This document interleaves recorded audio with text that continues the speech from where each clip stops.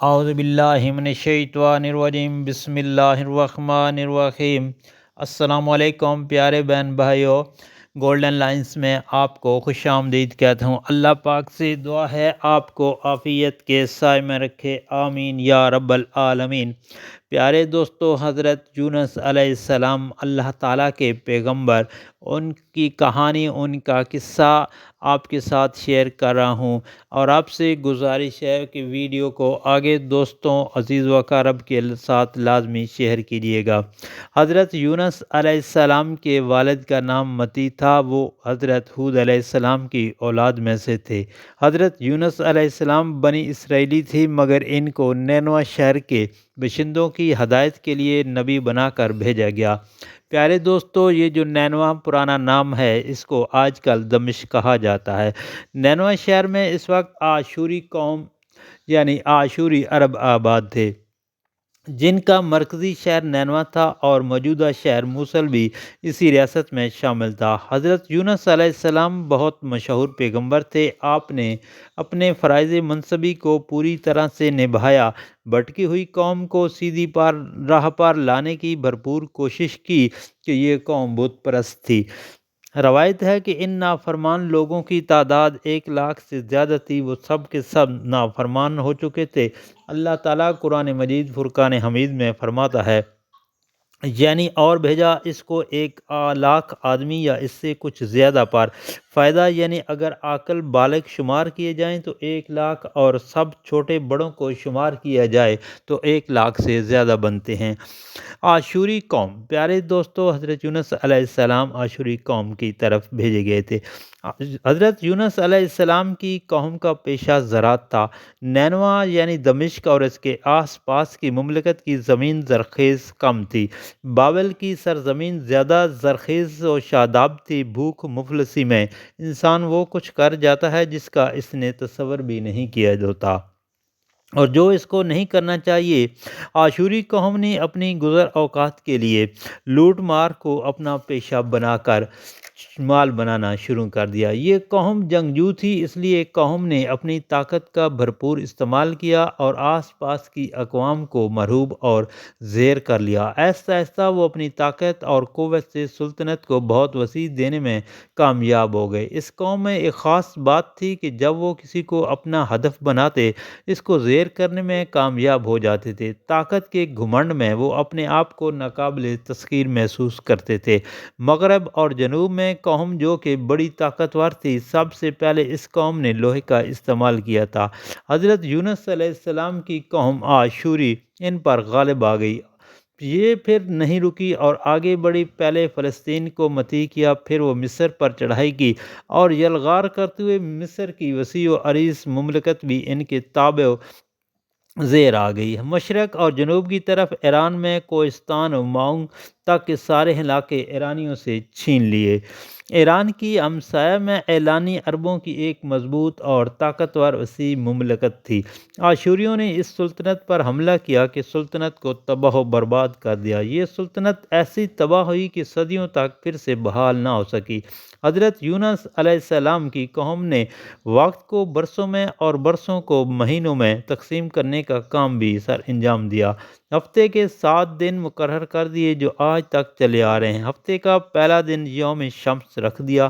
اس کا مقصد کا اس دن سورج کی پوجا کی جائے گی۔ دوسرا دن چاندی کی پوجا کی غرض یوم قمر مقرر کیا تھا۔ ہفتے کا آخری دن ہفتہ اشمبا یا ستارہ زحل سے منسوب کیا گیا۔ وقت کی تقسیم اور ناپنے کے طریقے اور شمسی گھڑیاں یونانیوں تک بھیج دیں تاکہ وہ وقت کا حساب لگا کر ایک ایسا فارمولہ تجویز کر دیں کہ جس سے آنے والے وقت کے متعلق پیشن گوئی کی جا سکے، اور یونانیوں نے وہ فارمولہ تجویز کر ہی دیا۔ حضرت یونس علیہ السلام نے اپنی قوم کو نصیحت کرنا شروع کی۔ حضرت یونس علیہ السلام نے اپنی قوم کے ایک بہت بڑے مجمع سے خطاب کرتے ہوئے فرمایا، اے قوم، تم اپنے خالق کو چھوڑ کر بتوں کو کیوں پوجتے ہو؟ اس سے تمہیں کیا فائدہ پہنچتا ہے؟ بتوں کو پوجنے سے تمہیں کوئی فائدہ نہیں ہوگا، اس لیے بت پرستی کو چھوڑ دو۔ اے قوم، جن بتوں کو تم پوچھتے ہو یہ تم سب نے خود بنائے ہیں، یہ خود اپنی جگہ سے 1 انچ آگے سرک نہیں سکتے، پھر بھلا یہ تمہیں کیسے فائدہ دے سکتے ہیں؟ اے قوم، گمراہی سے باز آ جاؤ اور حقیقت کو سمجھو۔ اللہ تعالیٰ نے تمہیں اس لیے پیدا کی ہے کہ تم اس کی پرستش کرو اور اپنی ہر جائز خواہش کی دعا مانگو، بے شک اللہ تعالیٰ ہی تمہاری جائز مرادیں پوری کرے گا۔ وہی ذات ہے جو تمہیں نقصان دے سکتی ہے، وہی ذات تمہیں فائدہ پہنچا سکتی ہے، تم اس کے آگے جھکا کرو۔ اے قوم، جن کے آگے جھکتے ہو وہ تمہیں نہ نقصان دے سکتے ہیں اور نہ ہی فائدہ پہنچا سکتے ہیں، پھر اپنے بتوں کی کیوں پرستش کرتے ہو؟ اے کہو، مجھے اللہ تعالیٰ نے تمہاری طرف نبی بنا کر بھیجا ہے، تم کہو لا الہ الا اللہ، یونس نبی اللہ۔ پیارے دوستو، اس کے جواب میں عاشوری قوم نے حضرت یونس علیہ السلام کو جواب دیا، اے یونس، ہم تمہیں نبی نہیں کہیں گے چاہے ہمیں پارا پارا ہی کیوں نہ کر دی جائے، پھر بھی ہم تمہیں نبی نہیں کہیں گے۔ حضرت یونس علیہ السلام کی قوم اس بات سے بہت محموم و مایوس ہوئے۔ آپ نے قوم سے کہا، اے قوم، مجھے تمہاری بھلائی کے لیے نبی بنا کر بھیجا گیا ہے، میں تمہیں کون سی غلط بات بتاتا ہوں؟ خدائے واحد کی عبادت کرنے کو کہتا ہوں، کیا یہ غلط ہے؟ تو اس کے جواب میں قوم نے کہا، ہم جس مذہب پر قائم ہیں یہ ہمارے باپ دادا کا مذہب ہے، ہمارے باپ دادا بھی بتوں کی پوجا کرتے تھے، پھر ہم کس طرح اپنے باپ دادا کا مذہب چھوڑ دیں؟ یہ ہم سے نہ ہوگا۔ حضرت یونس علیہ السلام نے کہا، تمہارے باپ دادا نے یہ غلط کام کیا ہے، بت پرستی شرک ہے۔ اللہ تعالیٰ نے تمہارے لیے بے شمار نعمتیں اتاری ہیں، تم ان نعمتوں کو شوق سے کھاتے ہو، لیکن جس نے تمہیں نعمتیں عطا کی ہیں اس کی عبادت کی بجائے بتوں کی پوجا کرتے ہو۔ اے قوم، اب بھی وقت ہے، باز آ جاؤ اور بت پرستی چھوڑ دو، اللہ تعالیٰ کی عبادت کرو۔ اگر تم نے اپنی ضد نہ چھوڑی اور بتوں کی پرستش جاری رکھی تو اللہ تعالیٰ ناراض ہو کر کہیں تم پر عذاب نازل نہ کر دے، پس مجھے یہی خوف ہے۔ قوم کا عذاب کو سن کر حیرت میں پڑ گئی اور قوم نے پوچھا، اے یونس علیہ السلام، یہ عذاب کیا ہوتا ہے؟ اس کے آنے سے کیا ہوگا یہ ہمیں بتاؤ۔ حضرت یونس علیہ السلام نے کہا، تم نے عذاب نہیں دیکھا جب ہی اس قسم کی باتیں کر رہے ہو؟ جو قوم بھٹک جاتی ہے اور اللہ پر ایمان نہ لائے اس پر عذاب نازل ہوتا ہے، عذاب آتش و دوزخ ہے۔ ہٹ دھرمی اور ضدی قوم نے مذاق اڑانے کے انداز میں کہا، بھلا اس میں کچھ مذائقہ نہیں ہے؟ حضرت یونس علیہ السلام نے اپنی قوم کو سیدھی راہ پر لانے کی غرض سے 40 سال تک دعوت دی۔ وہ قوم اس قدر گمراہ ہو چکی تھی، کسی طرح بھی ایمان لانے کو تیار نہ تھی۔ حضرت یونس علیہ السلام قوم کو سمجھاتے سمجھاتے تھک گئے، مگر جب قوم نے بت پرستی سے توبہ نہ کی، اللہ تعالیٰ پر ایمان نہ لائے، قوم کے رائے راست پر نہ آنے پر حضرت یونس علیہ السلام نے اللہ تعالیٰ سے اس ظالم قوم کے لیے بد دعا فرمائی، آپ عذاب طلب کرنے میں جلدی مت کریں، جب عذاب کا وقت آئے گا تو عذاب نازل کر دیا جائے گا۔ قوم اللہ پر ایمان لانے کو تیار نہ تھی۔ حضرت یونس علیہ السلام بھی قوم سے بیزار ہو چکے تھے، آپ اس انتظار میں تھے قوم پر جلد عذاب آ جائے تاکہ وہ وہاں سے نکل جائیں۔ اللہ تعالیٰ نے حضرت یونس علیہ السلام کو حکم دیا کہ اپنی قوم کو بتا دیں کہ تم لوگ ایمان نہیں لائے، اس لیے اب تم پر 3 دن کے اندر اندر عذاب آنے والا ہے۔ حضرت یونس علیہ السلام نے اپنی قوم کو عذاب کا اعلان کر دیا۔ عذاب کا سن کر قوم خوف زدہ ہو گئی اور انہوں نے آپس میں صلاح مشورہ شروع کر دیا۔ حضرت یونس علیہ السلام نے ساری زندگی جھوٹ نہیں بولا تھا، انہیں کسی نے بھی کبھی جھوٹ بولتے نہیں دیکھا، اس لیے وہ عذاب کی بات کو نظر انداز نہیں کر سکتے تھے۔ حضرت یونس علیہ السلام عذاب آنے کا کہہ رہے ہیں تو پھر عذاب واقعی آنے والا ہے۔ سب نے باہمی مشورے سے یہ طے کیا کہ یونس علیہ السلام رات میں اس علاقے سے نکل جاتے ہیں، اس کا مطلب ہوگا کہ واقعی صبح ہم پر عذاب آنے والا ہے، اور اگر وہ اپنی جگہ چھوڑ کر کہیں نہیں جاتے تو اس کا مطلب ہوگا کہ یہ اس بات کا اشارہ ہے کہ عذاب ابھی آنے والا نہیں ہے۔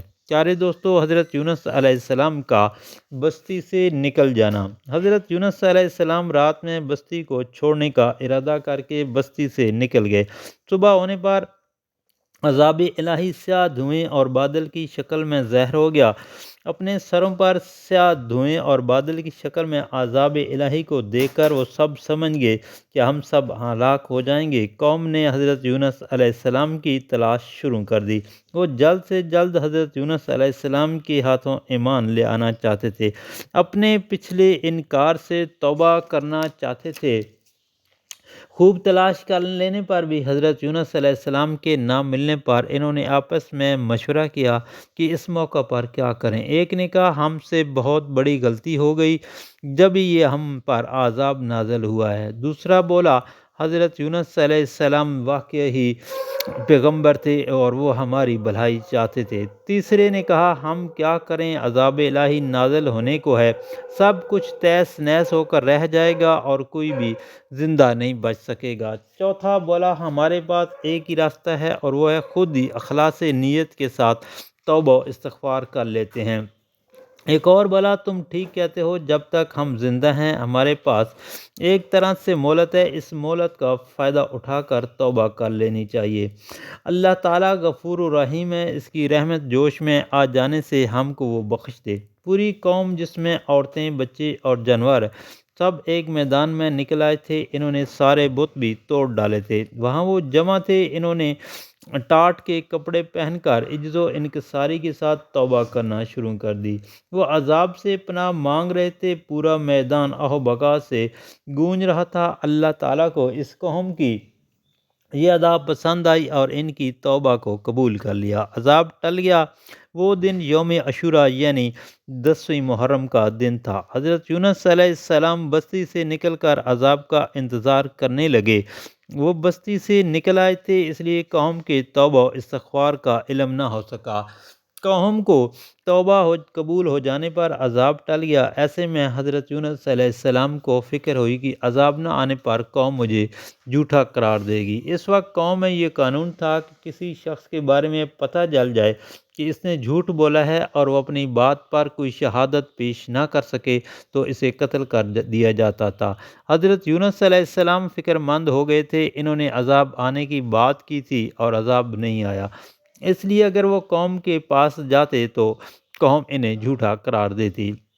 حضرت یونس علیہ السلام کے پاس شیطان آیا۔ ایک روایت بھی ملتی ہے کہ حضرت یونس علیہ السلام کے پاس شیطان مردود آیا اور بولا اے یونس تم نے قوم کو عذاب الہی آنے کی خبر کر دی تھی، وہ عذاب الہی تمہاری قوم پر نہیں آیا، پوری قوم اچھی بھلی ہے اور خوش ہے کہ ان پر عذاب نہیں آیا۔ حضرت یونس علیہ السلام شیطان کی بات سن کر خاموش رہے اور اپنے دل میں رنجیدہ ہوئے کہ میری عذاب والی بات جھوٹی ثابت ہوگی، قوم مجھے جھوٹا کہے گی، میں قوم کے پاس کس منہ سے جاؤں گا، قانون کے مطابق میری گردن اڑا دی جائے گی۔ یہ خیال آنے پر حضرت یونس علیہ السلام کو رنج و غم ہو رہا تھا۔ وہ پریشانی کے عالم میں شہر سے نکل جانے کا ارادہ کر کے وہاں سے چل پڑے۔ چلتے چلتے وہ بحر روم کے کنارے پہنچ گئے تھے۔ وہاں ایک کشتی کھڑی تھی، لوگ اس کشتی میں سوار ہو رہے تھے۔ حضرت یونس علیہ السلام بھی اس کشتی میں سوار ہو گئے۔ لوگوں نے حضرت یونس علیہ السلام کو پہچان لیا اور ان سے پیسے نہیں لیے۔ مسافروں کے سوار ہونے پر کشتی چل دی۔ کشتی جب بیچ دریا میں پہنچی تو کشتی خود بخود رک گئی۔ کشتی نہ آگے بڑھتی تھی اور نہ پیچھے کو چلتی تھی۔ کشتی میں بالیں ہونے لگیں اور ایک آدمی بولا لگتا ہے کوئی گناہ گار شخص اس کشتی میں سوار ہو گیا۔ دوسرا بولا کوئی بھاگا ہوا غلام کشتی میں سوار ہوا ہے، اور پھر کشتی والا جو کشتی چلا رہا تھا وہ بولا ہماری اس کشتی میں کسی گناہ گار کے سوار ہو جانے سے یہ کشتی خود بخود رک جاتی ہے۔ ایک شخص کی وجہ سے سب مسافر مصیبت آ جائے، اس گناہ گار کو زہر کر دینا چاہیے تاکہ دوسرے لوگ بچ جائیں۔ حضرت یونس علیہ السلام نے کشتی والوں کی منادی پر بولے میں ہی وہ بھاگا ہوا غلام ہوں، میں نبی ہوں اور نبی بغیر حکم کے کہیں نہیں جا سکتا، میرا اپنے شہر سے بغیر حکم کے غائب ہونا، اس کشتی میں آ کر سوار ہونا ایک گناہ ہے، لہذا مجھے دریا کے اندر ڈال دو تاکہ تم سب اس عذاب سے بچ جاؤ۔ کشتی والے کسی طور پر اس بات پر تیار نہ ہوئے کہ حضرت یونس علیہ السلام کو دریا میں ڈال دیا جائے۔ آخر یہ طے پایا گیا کہ قرعہ اندازی کی جائے۔ قرعہ اندازی میں جس کا نام آئے گا اسے دریا میں ڈال دیا جائے گا۔ قرآن دازی پر اتفاق سے حضرت یونس علیہ السلام کا نام نکل آیا۔ لوگوں کو اس بار بڑی حیرت ہوئی، 3 مرتبہ قرآن دازی کرنے پر بھی حضرت یونس علیہ السلام کا نام ہی نکلا۔ قرآن مجید میں اس قرآن اندازی کا ذکر موجود ہے۔ یونس کے ساتھ حق تعالیٰ کا یہ معاملہ ان کے مخصوص پیغمبرانہ مقام کی وجہ سے تھا، اگرچہ آپ نے اللہ کے حکم کی خلاف ورزی نہیں کی تھی، جس کو گناہ اور مصیبت کہا جاتا ہے، اور کسی پیغمبر سے اس کا امکان نہیں کیونکہ وہ معصوم ہوتے ہیں، لیکن پیغمبر کے مقام بلند کے لیے یہ مناسب نہ تھا کہ محض طبی سے کسی جگہ اذن خداوندی منتقل ہو جائیں۔ اس خلاف شان عمل عتاب کا معاملہ کیا گیا۔ پیارے دوستو، حضرت یونس علیہ السلام کا مچھلی کے پیٹ میں چلے جانا۔ ایک بہت بڑی مچھلی حکم خداوندی کشتی کے پاس پہنچ گئی۔ اسے حکم ہوا تھا کہ وہ میرے پیارے بندے حضرت یونس علیہ السلام کو اس طرح نگل جا کہ اسے کسی قسم کا نقصان نہ پہنچے۔ یونس علیہ السلام جس سے تیرے پیٹ کے اندر رہے گا، لیکن یہ تیری غذا نہ ہوگا، بلکہ ہم نے تیرے پیٹ کو اس کا مسکن بنا دیا۔ کشتی والوں نے جیسے ہی حضرت یونس علیہ السلام کو دریا میں ڈالا، ایک بہت بڑی مچھلی آگے بڑھی اور حضرت یونس علیہ السلام کو مچھلی نے اپنے منہ میں لے لیا۔ حضرت یونس علیہ السلام جب مچھلی کے پیٹ میں گئے، وہاں شدید اندھیرا تھا۔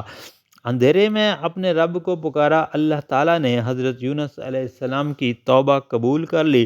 توبہ قبول ہو جانے پر مچھلی نے حضرت یونس علیہ السلام کو اگل دیا۔ جس جگہ مچھلی نے حضرت یونس علیہ السلام کو اگلا، وہ جگہ سایہ دار نہیں تھا۔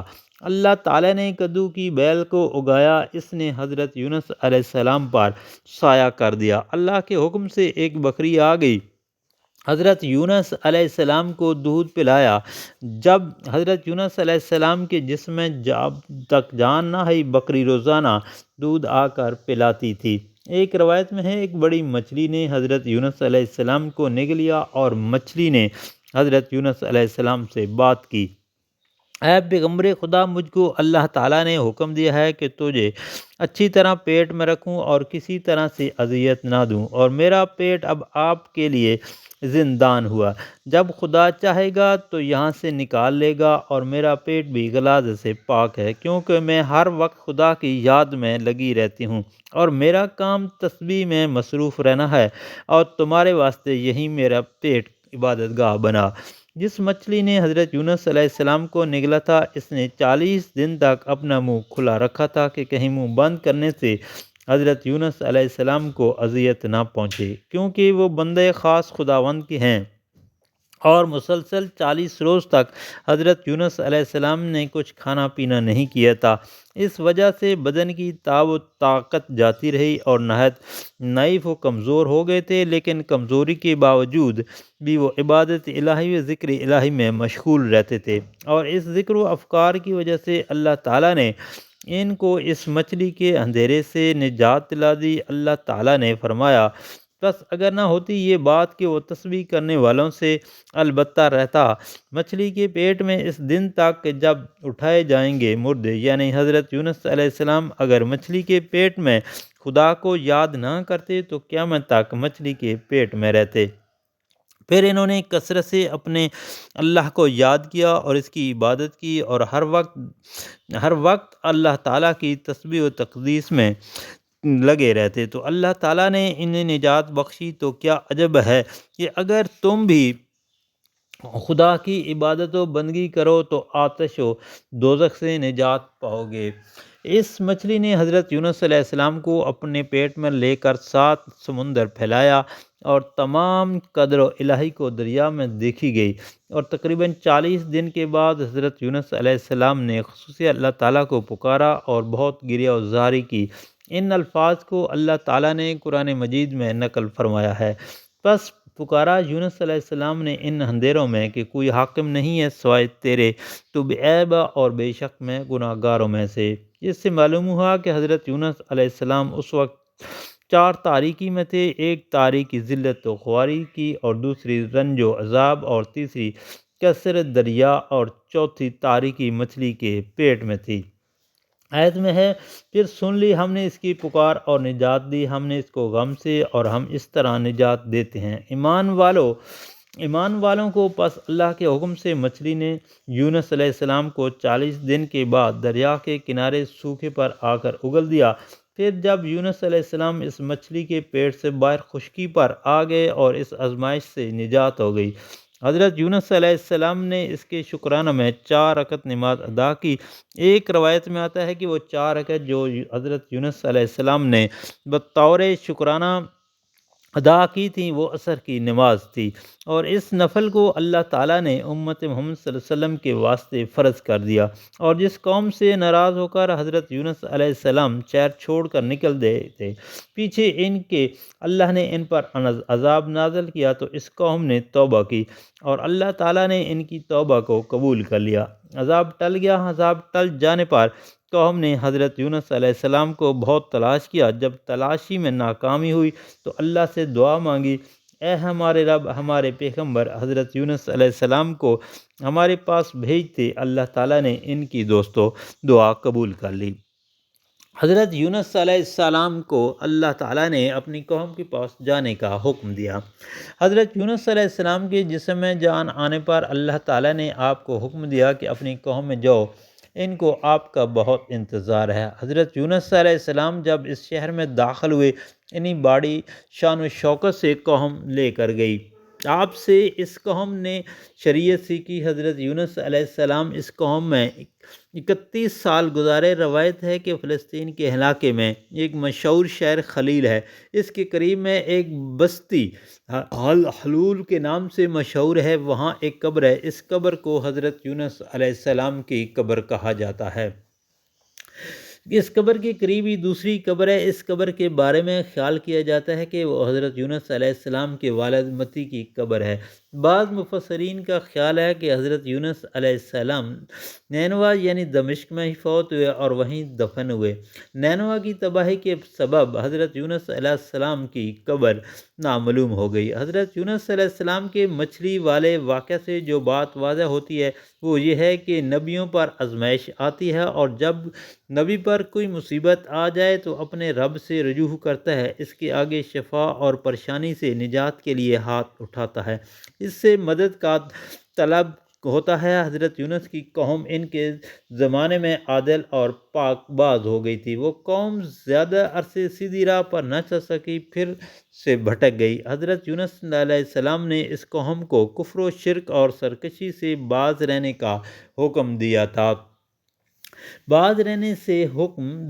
اس زمانے کے اسرائیل قوم کو بہت سمجھایا کہ وہ سیدھی راہ پر آ جائیں، کیونکہ وہ دوبارہ سے بھٹک گئی ہے۔ ہدایت و رشد کی راہ دکھانے پر اس قوم نے سرکشی اور بغاوت کو زندگی کا نصب العین بنا لیا۔ وہ قوم کسی طرح سے باز نہ آتی تھی، اور پھر 70 برس کے اندر آشوری قوم کا تمدن اور ان کا مرکز شہر بابلیوں کے ہاتھوں اس طرح فنا ہوا کہ ان کا نام و نشان مٹ گیا۔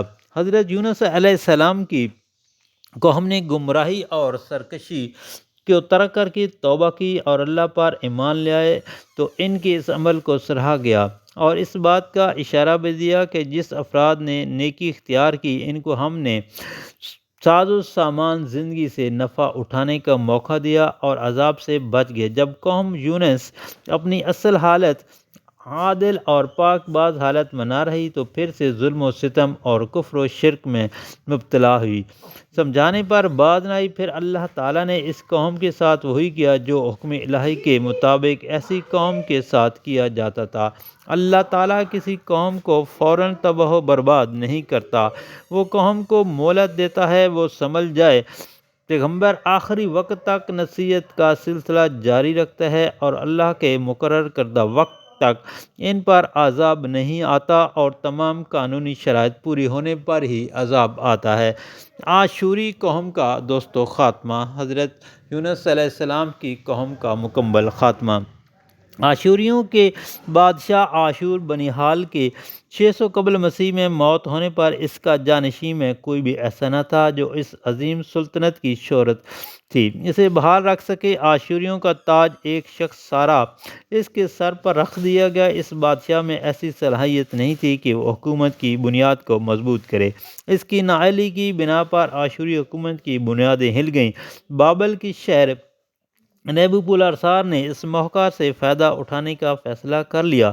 وہ اس سے قبل آشوریوں کا ہی ماتحت ہوا کرتا تھا، وہ عرب تھا۔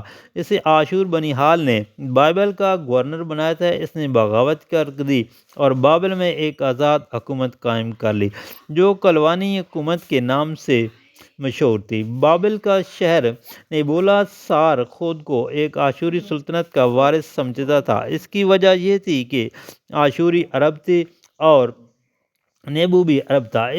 اسی آشوریوں نے بابل کا گورنر بنا لیا اور اس نے گورنر ہونے کا فائدہ اٹھا کر خود مختاری حاصل کر کے بادشاہت قائم کر لی۔ اپنے مقصد میں کامیابی حاصل ہو جانے پر اس نے اب پوری سلطنت پر بادشاہ کرنے کے خواب دیکھنے شروع کر دیے۔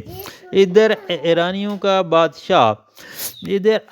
کا بادشاہ قیس کسار آشوری سلطنت پر قبضہ کرنے کو حملہ آور ہونے کا سوچ رہا تھا۔ مصر کی آشوری سلطنت پر نظر تھی، وہ بابل کو نظر انداز کیے بغیر حملے کا سوچ بھی نہیں سکتا تھا۔ بابل کی بڑی طاقت اور قوت تھی۔ مصر پر پہلے بھی کئی بار بابل والوں نے حملے کیے۔ مصری حکومت بڑی عسکری طاقت اور قوت و مالک ہونے کے باوجود بابل والوں سے خوفزدہ رہتی تھی۔ ایران کے بادشاہ اور بابل کے بادشاہ اس سنہری موقع سے فائدہ اٹھانا چاہتے تھے۔ اس سے اچھا شاندار موقع نہیں پھر مل سکتا تھا۔ اگر نینوا کی حکومت دوبارہ سے مضبوط ہونے میں کامیاب ہو جاتی تو اس کا زندگی بھر مقابلہ نہ کر سکتے تھے۔ ان دونوں نے ساتھ مل کر نینوا کی جانب رخ کیا اور شہر کے پاس پہنچ کر شہر کا محاصرہ کر لیا۔ آشوریوں کا بادشاہ سارا کا شہر کا محاصرہ ہونے پر بری طرح خوف زدہ ہو گیا۔ اب اسے اس بات کا اندازہ ہو گیا کہ اگر اسے شکست ہو گئی تو فاتح حکمران ان کے ساتھ کیا سلوک کریں گے۔